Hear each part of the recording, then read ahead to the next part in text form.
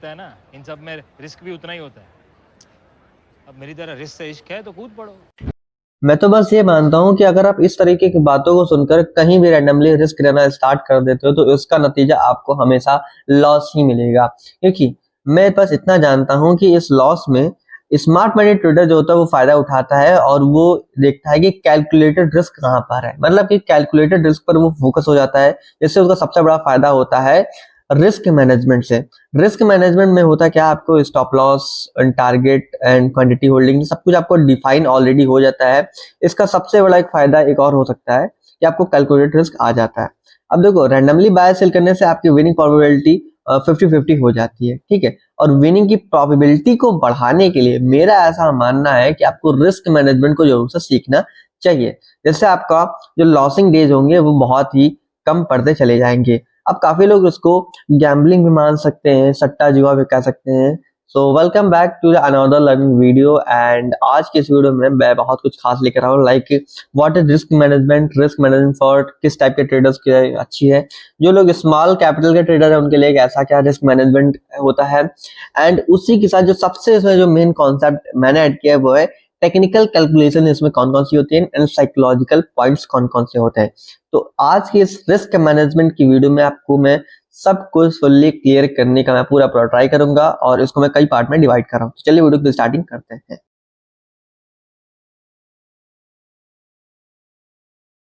So again welcome to the day 17 and level 2। So आज का हमारा वीडियो का टॉपिक है risk management. And risk management के साथ साथ आपको बहुत ही इंपॉर्टेंट चीज बता दूं कि हम लोगों ने लेवल फर्स्ट में इसके कुछ बेसिक्स के बारे में जाना था एंड आज हम लोग थोड़ा सा एडवांस लेवल की चीजें हम लोग इसमें जानने वाले हैं। तो उन सभी लोगों को आपको मैं पहले क्लैरिफाई कर दूं कि ये वीडियो उन लोगों के लिए जो अभी फ्यूचर ट्रेडिंग के अंदर न्यू आए हैं या फिर उनको 1-2-3 महीने का कुछ एक्सपीरियंस है फ्यूचर ट्रेडिंग के बारे में।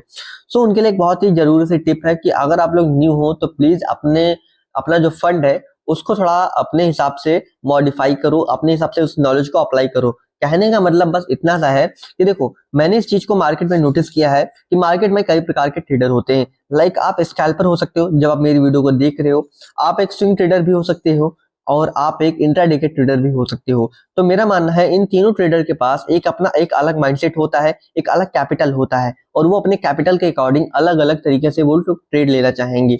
बट मैं उन बिगिनर्स के लिए कुछ बताना चाहूंगा जो अभी अभी न्यू ट्रेडिंग जर्नी में एंटर हुए हैं। देखो, मेरा ऐसा मानना है कि लाइक आपके पास, मैं मान लेता हूं आपके पास 20,000 का फंड है, ठीक है। अब इस 20,000 में आपको क्या करना है आपको बताता हूँ। ये एक स्ट्रैटेजी की तरह आप यूज कर सकते हो। अगर आपको स्ट्रैटेजी पसंद नहीं आई है तो इसका यूज करके आप इसे अपने हिसाब से मॉडिफाई भी कर सकते हो।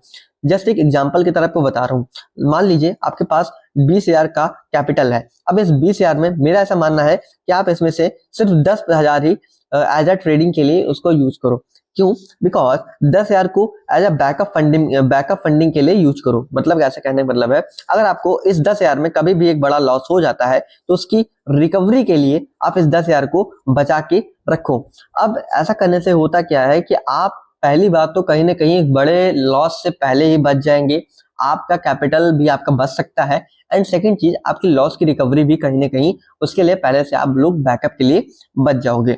अब देखो, हम लोग बात कर रहे थे अपने 10,000 के रिस्क मैनेजमेंट को लेकर।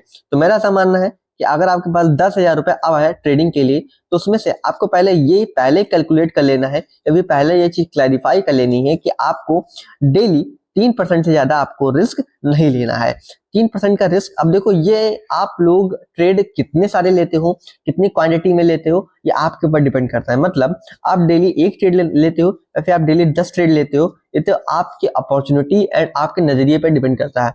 बट मैं न्यू ट्रेडर्स के लिए मैं एक जस्ट बताना चाहूंगा एज अ एक्सपीरियंस, ठीक है। आप अगर एक्सपीरियंस ले रहे हो या फिर आप मार्केट से छोटा मोटा मनी कमाना चाहते हो, या फिर देखो, आपको पहले बता दूं कि आप बहुत ज्यादा मनी जनरेट नहीं कर सकते हो अगर आप न्यू ट्रेडर हो, बट फिर भी आपको बचाने की पूरी पूरी कोशिश कर रहा हूँ।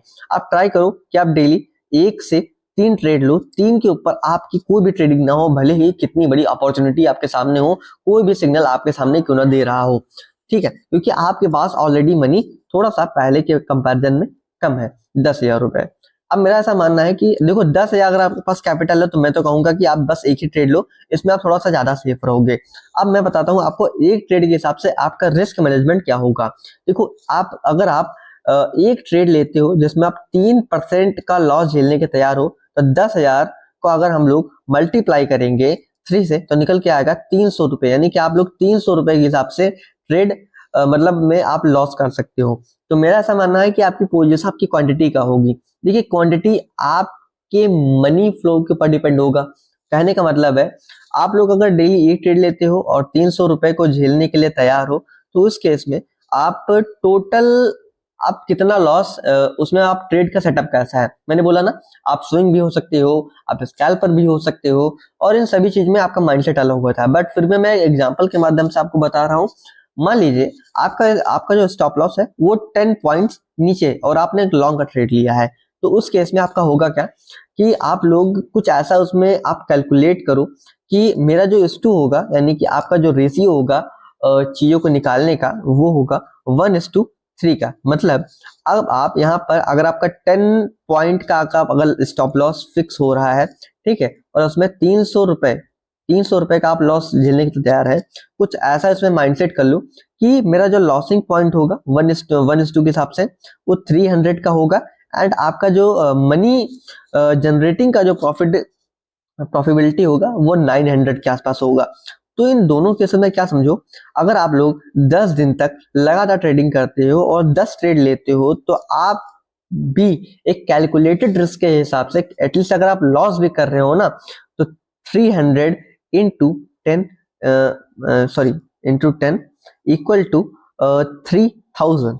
यानी कि अगर आप 10 दिन तक लगातार लॉस कर रहे हो एंड 10 दिन तक लगातार प्रॉफिट कर रहे हो, तो समझो चीज को कैसे निकाला जाता है। 10 दिन तक लगातार लॉस करने के बाद आपका जो लॉस बनेगा वो बनेगा 3000, एंड 10 दिन तक लगातार प्रॉफिट करने का अगर आपको बनेगा 900 इंटू 10 इक्वल टू 9000। यानी कि अब आपका जो प्रॉफिट निकल के आएगा 9000 से, आपको मैं नेट वैल्यू निकाल देता हूँ, 9000 से 300 हटा दो तो आपका प्रॉफिट बचेगा 6000। यानी कि यही फायदा होता है कैलकुलेटर रिस्क से। मुझे पता है आपको ये समझ में नहीं आई हुई है, क्योंकि बीच में जो मैंने बोला कि आपको अपने साथ सेट करना है। अब ये कैसे सेट करते हैं आपको मैं इसको ट्रेडिंग व्यू पे बताना चाहूंगा। ठीक है, ट्रेडिंग व्यू पे आपको सब कुछ समझ में आ जाएगा। तो चलिए आपको ट्रेडिंग व्यू पे लेके चलते हैं। सो प्रेजेंट टाइम पर मैंने बिटकॉइन के चार्ट ओपन करके रखा है और यहाँ पर मैं जस्ट एक छोटा सा आपको ट्रेडिंग का सेटअप बता के दिखाना चाहूंगा।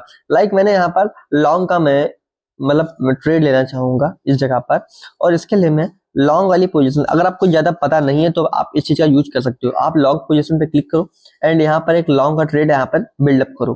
कैसे करना है, इसको यहाँ पर टच करो एंड यहाँ पर देखो आपके सामने ये क्या लिख कर आ रहा है, ये लिख के आया है रिस्क रिवार्ड रेशियो 1:3 का। अब इसको 1:1 का रेशियो है और आपको 1:3 का इसको सेट करना है। तो कैसे सेट करेंगे देख लीजिए, ऐसे कुछ देखिए, इसको इसका जो टारगेट होगा इसको हम लोग बढ़ाएंगे एंड कुछ ऐसे रख देंगे ऑलमोस्ट इस जगह के आसपास। ठीक है, अब यहाँ पर जो टारगेट है 1:3 का है, आपके सामने निकल के आ रहा है। ठीक है, वेट, इसको हम थोड़ा सा और नीचे लेकर आएंगे इस जगह के आसपास तक। अब इस केस में क्या होगा, आप इस चीज से इसमें कम से कम एटलीस्ट ये तो आप पता लगा ही पा रहे होंगे कि आपका जो प्रॉफिट का जो यहाँ पे चांसेस है वो क्या है। देखिए अब यहाँ पर सिंपल सी आपको समझ में आएगी कि यहाँ पर अगर आपका लॉस होगा तो ऑलमोस्ट 300 का होगा। जस्ट मैं आपको एग्जांपल के तरीके से बता रहा हूँ, एंड आपका अगर प्रॉफिट होगा तो वो 900 का होगा। तो यही फायदा होता है कैलकुलेटेड रिस्क में फोकस रहने का। अब बात आती है स्ट्रैटेजी की, तो देखो स्ट्रैटेजी यहाँ पर अपने हिसाब से आपको मॉडिफाई करना है कि कितना आपको पैसा डिवाइड करना है, कितना आपको बचाना है, कितना इन्वेस्टिंग में लगाना है, कितना बैकअप फंडिंग के लिए करना है। तो ये सब एक स्ट्रैटेजी के अंतराल में आता है। तो इस चीज को आप लोग अपने हिसाब से मॉडिफाई करो। अब देखो मैंने आपको जो स्टार्टिंग इंट्रो बताया कि आपको बताऊंगा कि रिस्क मैनेजमेंट होता क्या है, रिस्क मैनेजमेंट ऐसी चीज, ये मैं आपको ऑलरेडी बता चुका हूँ, लेकिन फिर भी एक रैपअप के लिए आपको बता रहा हूँ कि रिस्क मैनेजमेंट एक ऐसी की है जिसकी मदद से आप लोग एक प्रॉफिटेबल ट्रेडर की जर्नी में थोड़ा सा आप स्मार्ट हो सकते हो। ठीक है, एंड इसकी जो साइकोलॉजिकल एंड टेक्निकल पॉइंट्स है वो कुछ यही है जो मैं आपको बता रहा हूँ। ठीक है, अब वीडियो ज्यादा लंबा करता हुआ ये ना आपको बता पाऊं, तो आपको पहले बता देता हूं कि अब मैं रिस्क मैनेजमेंट की सीरीज को दोबारा से स्टार्ट कर रहा हूं लेवल 2 के अंदर। तो उसको मैं कई पार्ट में डिवाइड कर रहा हूं। तो आज के पार्ट में बस इतना समझो कि 20,000 या 10,000 के कैपिटल में कैसे हम लोग रिस्क को कैलकुलेट करें। ठीक है, और आगे के भी कई सारे टेक्निकल पॉइंट्स हैं जो आपको आने वाली वीडियोस में बताऊंगा। तो आज की वीडियो में इतना ही, मिलता है नेक्स्ट वीडियो में। Bye bye, thank you, take care.